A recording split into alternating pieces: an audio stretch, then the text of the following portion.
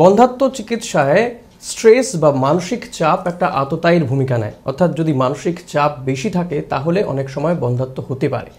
চিকিৎসকরা এই বিষয়টাকে কিভাবে দেখছেন? এস এম রহমান, বিশিষ্ট চিকিৎসক, গোল্ড মেডেলিস্ট, তিনি কি বলছেন এক্ষেত্রে শুনব। অবশ্যই স্ট্রেস বা মানসিক চাপের অত্যন্ত গুরুত্বপূর্ণ একটা ভূমিকা রয়েছে বোথ মেল পার্টনার আর ফিমেল পার্টনার দুজনের ক্ষেত্রে। ফিমেল পার্টনারের ক্ষেত্রে আমরা দেখেছি মানে এখন ইনফ্যাক্ট বলতে গেলে যে আমরা যে বন্ধ্যাত্বের পেশেন্ট বেশি দেখছি বা বন্ধ্যাত্বের সমস্যা নিয়ে আমাদের কাছে বেশি আসছেন সেটা বলবো, তার একটা বড় কারণ কিন্তু এই বেড়ে চলা মানসিক চাপ অর্থাৎ রাইজিং স্ট্রেস ফ্যাক্টর। কারণ স্ট্রেস থেকে আমরা দেখেছি তাদের যে উসাইট অর্থাৎ তার কোয়ালিটি, ওভুলেশন, এই ব্যাপারগুলো কিন্তু হ্যাম্পার হয়। এবং তার সাথে সাথে যেটা প্রেগন্যান্সিটা যখন ইউট্রাসে ইমপ্ল্যান্টেশন হয় সেটাও দেখা গেছে স্ট্রেস ফ্যাক্টর যদি থাকে খুব বেশি সেটাতে সমস্যা তৈরি হয় এবং তাদের খুবই আইভিএফে যেটাকে বলে ইমপ্ল্যান্টেশন ফেলিওর, অর্থাৎ এমব্রায়োটা ইউট্রাসে ইমপ্ল্যান্ট হচ্ছে না, এই সমস্যাগুলো হয়। বা প্রেগনেন্সি এলেও মিসক্যারেজের ভয় তাদের বেশি থাকে। তাই আমরা আমাদের কাউন্সেলিংয়ের শুরুতে সবসময়কেই তাদেরকে বোঝানোর চেষ্টা করি যে পুরো ব্যাপারটা কীভাবে হয় বা কীভাবে হতে চলেছে, যাতে তারা স্ট্রেস ফ্রি থাকেন সেটা বলা হয়। বা কেউ যদি সাইকিয়াট্রিস্ট বা যারা সাইকোলজিস্ট তাদের সাহায্য নিতে চান এর কাউন্সেলিংয়ের জন্য, আমরা অবশ্যই তাদেরকে রেফার করি। আর পুরুষদের ক্ষেত্রেও কিন্তু এই মানসিক চাপ একটা ফ্যাক্টর হয়ে দাঁড়ায়। পুরুষদের ক্ষেত্রে আমরা দেখেছি মানসিক চাপ বা স্ট্রেস যদি খুব বেশি থাকে তাহলে ইরেকটাইল ডিসফাংশন, ইজাকুলেটরি ডিসফাংশন এগুলো হয় এবং যেগুলো মেল ফ্যাক্টর ইনফার্টিলিটি অর্থাৎ পুরুষজনিত কারণে বন্ধ্যাত্বের জন্য অন্যতম গুরুত্বপূর্ণ রোগ, গুরুত্বপূর্ণ ফ্যাক্টর হয়ে দাঁড়ায়।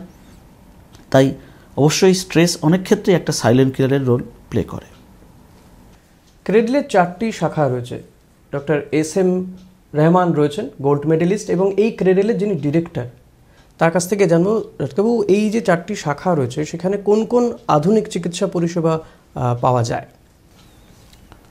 ক্রেডলে আমি যেটা বলবো যে বন্ধ্যাত্ব চিকিৎসার সব ধরনের চিকিৎসা, অর্থাৎ কারোর যদি শুধু ওষুধে চিকিৎসা হলো ইন্ডাকশন সেটাও আমরা করি, আইইউআই, ইন্ট্রাউটেরাইন ইনসেমিনেশন বা ল্যাপারোস্কোপি আর হিস্ট্রোস্কোপিক সার্জারি যেটাকে ফার্টিলিটি এনহ্যান্সিং সার্জারি বলে, আর আইভিএফ অর্থাৎ ইনভিট্রো ফার্টিলাইজেশন বা যেটা কমনলি লোকজন টেস্ট টিউব বেবি বলেন, এই সমস্ত চিকিৎসাই সম্ভব। এবং এই সমস্ত চিকিৎসার ক্ষেত্রেই আমরা চেষ্টা করি যে টেকনোলজিক্যাল অ্যাডভান্সেস যেগুলো হয়েছে অর্থাৎ একদম আধুনিক যে চিকিৎসাগুলো সেগুলো প্রোভাইড করা, সেগুলো সবই আমরা প্রায় প্রোভাইড করি এখানে।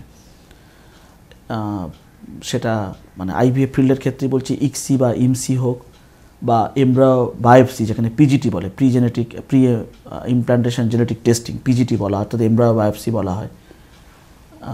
এই সমস্ত যে নতুন মডার্ন যে আধুনিক পদ্ধতিগুলো সব কিছুই আমাদের কাছে অ্যাভেলেবেল আছে। ক্রেডলে 4টে ক্লিনিকের মধ্যে 2টো ক্লিনিক লেভেল 2 যেটা কলকাতাতে একটা চলছে এবং শিলিগুড়িতেও যেটা আসছে আপকামিং আমাদের সেটাও লেভেল 2, অর্থাৎ লেভেল 2 ক্লিনিক মানে আমাদের নতুন আইন অনুযায়ী সেখানে বন্ধ্যাত্ব চিকিৎসার সমস্ত রকম সুযোগ সুবিধাই থাকবে। আর 2টো ক্লিনিক আছে আমাদের লেভেল 1, সেটা বাঁকুড়া আর গড়িয়া। বাঁকুড়া আর গড়িয়াতে লেভেল 1 অর্থাৎ আইইউআই অবধি চিকিৎসা সম্ভব। আর টেস্ট টিউব বেবি বা আইভিএফ দরকার হলে পেশেন্টদের আমরা তখন লেভেল 2 ক্লিনিকে চলে আসতে বলি। ডাক্তারবাবু আপনি বললেন যে শিলিগুড়িতে আপনাদের নতুন এই ক্রেডেলের শাখা খুলেছে, তো উত্তরবঙ্গের এই শাখাটা সম্পর্কে একটু আমাদের জানাবেন। এবং 4টে শাখা আপনাদের, সেখানে সব জায়গায় কি আপনাকে পাওয়া সম্ভব হয়? যদিও আপনার ব্যস্ততা থাকে, সব জায়গায় কি আপনি অ্যাভেলেবেল থাকেন? উত্তরবঙ্গে বা শিলিগুড়িতে যেটা আমরা শুরু করতে চলেছি আপকামিং যেটা, সেটা লেভেল 2 ক্লিনিক হবে। অর্থাৎ সেখানে বন্ধ্যাত্ব চিকিৎসা সমস্ত চিকিৎসাই, ওষুধ দিয়ে হোক বা ফার্টিলিটি এনহ্যান্সিং সার্জারি হোক, আইইউআই হোক বা আইভিএফ হোক, সমস্ত চিকিৎসারই ব্যবস্থা করা থাকবে। এবং বন্ধ্যাত্ব চিকিৎসার ক্ষেত্রে যেটা বলবো খুব ইম্পর্টেন্ট হচ্ছে একটা টিম ওয়ার্ক। এটা সব ক্ষেত্রে সমস্ত পেশেন্টদের, সমস্ত ডাক্তারদের ক্ষেত্রে সত্যি। এটা কোনো একজন ডাক্তার, ইন্ডিভিজুয়াল ডাক্তারের পক্ষে এটা একটা করা সম্ভব নয়। টেস্ট টিউব বেবি হোক বা সার্জারিগুলো, ইটস আ টিম ওয়ার্ক। এবং আর একটা ব্যাপার থাকে যেগুলো প্রোটোকল বেসড ট্রিটমেন্ট, অর্থাৎ কোন পেশেন্টে কী ধরনের প্রোটোকল বা কী ধরনের ওষুধ যাবে সেটা মোটামুটি একটা ইউনিফর্মিটি থাকে আমাদের।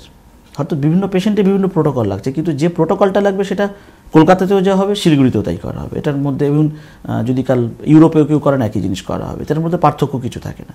ফলে ইনফার্টিলিটি ট্রিটমেন্টে একটা সুবিধা আছে, এটা বেশ প্রোটোকল বেসড ট্রিটমেন্ট থাকে এবং সেটা মোটামুটি সবকটা সেন্টারে একই প্রোটোকল বা একই সিস্টেম ফলো করা হয়। না সবকটা সেন্টারে অ্যাক্টিভলি বা সবসময় আমার পক্ষে হয়তো পেশেন্ট দেখা সম্ভব নয়, কিন্তু আমাদের অন্য চিকিৎসক ক্রেডেলে যারা আছে তারা যথেষ্ট দক্ষ এবং যথেষ্টই অভিজ্ঞতা সম্পন্ন এবং তারা বেশ ওয়েল ট্রেন্ড, ফলে তারা সেই প্রোটোকল যেটা ফলো করেন বা সেই ট্রিটমেন্টগুলো দিতে থাকেন।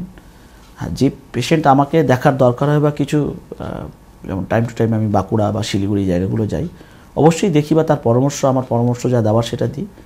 কিন্তু আমার ক্রেডেলের অন্য যারা চিকিৎসকরা আছে যারা যথেষ্টই অভিজ্ঞ এবং দক্ষ এবং তারা বেশ দক্ষতার সঙ্গে সেগুলো সামলাতে থাকে।